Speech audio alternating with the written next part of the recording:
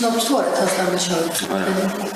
არანაირი პოლიტიკური მოღვაწე არ მიდევნია ნამდვილად. ძლიერი საქართველოს ლიდერი მოსამართლე ნინო თარაშვილს რამდენიმე საათის განმავლობაში უმტკიცებდა, რატომ არის მისი საქმე პოლიტიკურად მოტივირებული. ალეკო ერისაშვილის საპროტესტო აქციების პიკში ოცნება მათ წევრზე ალი ბაბაევზე თავდასხმის მოტივით დააკავა. თუმცა ვიდეო მასალაში ჩანს, რომ ალი ბაბაევი რკინის ჯოხით თავად მისდევს ერისაშვილს. დღეს ოპოზიციის ლიდერმა სხდომაზე იმ მასალების ბათილობა მოითხოვა, რომელზეც პროკურატურა ამტკიცებს, რომ მტკიცებულებაა ოპოზიციის ლიდერის ციხეში გასაშვებად. პირველი ნაწილი ეხება ბრალდების ყველა მტკიცებულების დაუშვებლობას. მტკიცებულება, რომელსაც ვითხოვთ, ეს არის მოწმე ალი ფაშაზედ იენჩერის გამოკითხვის ორთქლი. აქ გვაქვს ესეთი სიტუაცია, რომ სამართლებრივ გამოკითხვას ხელს არ წერს თარჯიმანი. ოღონდ საქმეში არ არის არ თარჯიმის ამადასტურებელი არავითარი მტკიცებულება, რომ ის თარჯიმანია მოწმეთა სიიდან უნდა იქნას ამორიცხული აღნიშნული პირიც. მუნჯი ხმიანი კინო გაქვს და უცხოელი არასწორად დაკითხული მოწმე, რომელიც თვითონაც ამბობს, რომ მე არ ვიცი, ენა მესმოდა რა დაჭრობდნენ. ადვოკატმა ზვიად კორძაძემ პროკურატურის საქმის მასალებში არაერთი შეუსაბამობა აღმოაჩინა. მაგალითად, საქმეში დევს უცხო ქვეყნის მოქალაქის ჩვენება, რომელსაც ხელს აწერს თარჯიმანი. ეს მოქალაქე საქართველოში არ არის. ამიტომ ახლა არავინ იცის, რა თარგმნეს და რა ჩაწერეს საქმეში. მოსამართლემ დასაშვებად არ ცნო დაცვის მხარის მიერ სასამართლოზე წარმოდგენილი ქუჩის ვიდეო გამოკითხვა, რომელშიც ადვოკატ ზვიად კორძაძის თქმით ჩანს, რომ ალი ბაბაევის პოლიტიკურ მოღვაწეობას არავინ იცნობს და შესაბამისად პოლიტიკური ნიშნით დევნის კვალიფიკაცია ყოველგვარ სამართლებრივ საფუძველს არის მოკლებული.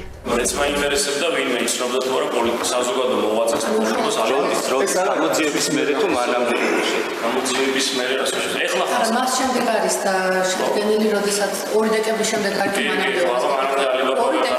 ის ერთი მტკიცებულებაც კი, რომელიც გაგაჩნია, იმას ხმარო არა აქვს და შესაბამისად იქ პოლიტიკური დევნით მისდევს ვინმე ერთმანეთს თუ სხვა მოტივი, რომ არის ამ საქმეს აწარმოებს პოლიტიკური დევნით და თან ისეთი პირის მიმართ, რომელიც პოლიტიკოსობა ხო თქვენ თვითონ გამოკითხვაში რომ იგებოთ თამაში მონაწილეობა, რომ ეკითხათ ვინმე ესეთ პოლიტიკურ მოღვაწეს ალი ბაბაევს თუ იცნობთ და რას უპასუხებთ. ხელისუფლება ციხეში გაშვებით ცდილობს გააჩუმოს აქტივისტიც და პოლიტიკოსიც, ჟურნალისტიც და მსახიობიც.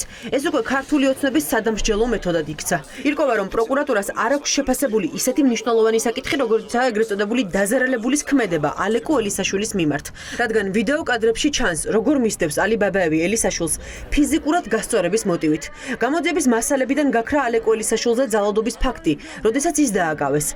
ამ გარემოებების მიუხედავად პროკურატურას სასამართლო პროცესი ამტკიცებდა, რომ ალეკო ელისაშვილი ალი ბაბაევს თავს პოლიტიკური ნიშნით განსხვავებული პოზიციების გამო დაესხა. ალექსანდრე ელისაშვილი დაზარალების თავს დაესხა სწორედ მის პოლიტიკურ მოღვაწეობასთან დაკავშირებით და ერთადერთი მიზანი და მოტივი იყო ის, რომ დაზარალების აქ განსხვავებული მოსაზრება, პოლიტიკური მოსაზრება ბრალდებულისგან. დღევანდელ პროცესზე მოსამართლე ნინო თარაშვილმა დაცვის მხარის არც ერთი შუამდგომლობა არ დააკმაყოფილა. ამით ცხადი გახდა, რომ მოსამართლე პოლიტიკური დაკვეთის შესრულებას უკვე შეუდგა. აბსოლუტურად აბსურდული მუხლი მაქვს წარდგენილი პოლიტიკური დევნის. აბა შეხედეთ, გიორგი გახარიას რო 5 კაცი ურტყავდა. პრემიერ-მინისტრი რო იყო კაცი და ყველა მაღალი თანამდებობა ეკავა. არ აღძრეს საქმე პოლიტიკური დევნით, თორმე არ ყოფილა პოლიტიკური ანგარიშსორება. მაგრამ მე რო ვიღაცა ქეციან, ოხერ კაცშვილმა რო არის ალი ბაბაევი, ვინ არის იმას რო შემოუცხე, იმიტომ რომ რამდენჯერმე შემაგინა, აღძრეს პოლიტიკური დევნით.